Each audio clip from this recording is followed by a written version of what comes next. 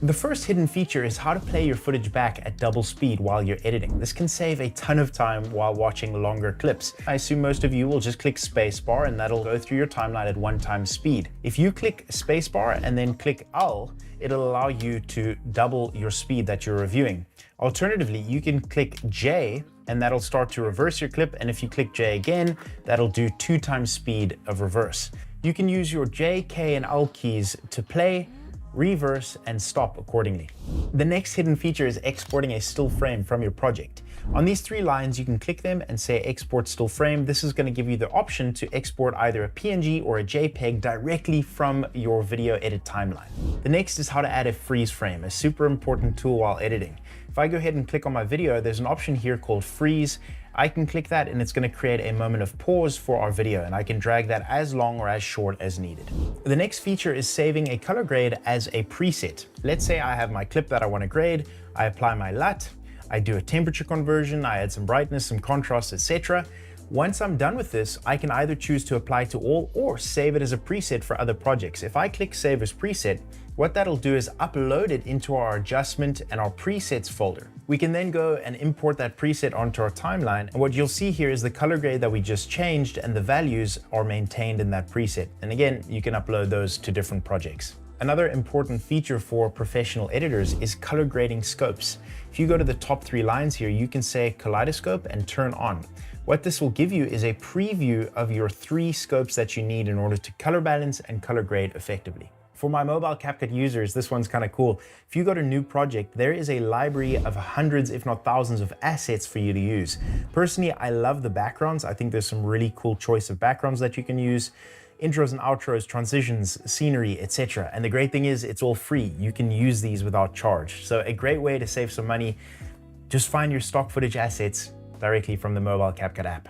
Another personal favorite feature of mine are the body effects. If you go to effects and you scroll down from body to funny faces, there are some hilarious effects that you can apply to your video. They are a little bit hidden at the bottom of body effects, but you know, a great feature, like let's go and apply two. I can now have a big head and that strange big mouth feature. An effect that is really surprisingly hard to find is your keyframe animator for smooth zoom ins and outs. Let's say I add a keyframe to my timeline and I add another keyframe here and I zoom it in. If I just play this, you'll see that our timeline kind of zooms in linearly and doesn't have a smooth effect. What I need to do then, if you want a smooth effect, is click on my video, right click and say show keyframe animation. If we click this arrow icon and then click on scale, it's going to open up our two keyframes. You can see that this line in between them is a linear straight line. That means there is no changes in the motion speed between our two keyframes. I can then add some graphs to adjust the motion between these two keyframes. Now all of a sudden we have a line that takes a bit of time to warm up, and as we reach the end of the zoom, it smoothens that out a lot more. Once you're done animating your keyframes, right click on your clip and say hide keyframe animator. Another hidden feature, but a super important one, is a volume meter. You'll see here CapCut has this kind of excuse for a volume meter under our video here. What's great is if I click that once, it's going to open up our more comprehensive volume meter on the side. This allows us to play our video, and as we play, it'll give us the levels for how loud or how soft our video is playing. Another hidden feature, or kind of a shortcut, is disabling an individual track or multiple. If I click on my track and click V, you'll see that it takes that video and doesn't delete it, but merely disables it. I can also select these other ones and click V as well, and it's going to disable all those tracks. A great way to kind of hide certain video tracks that you don't want to see while playing through.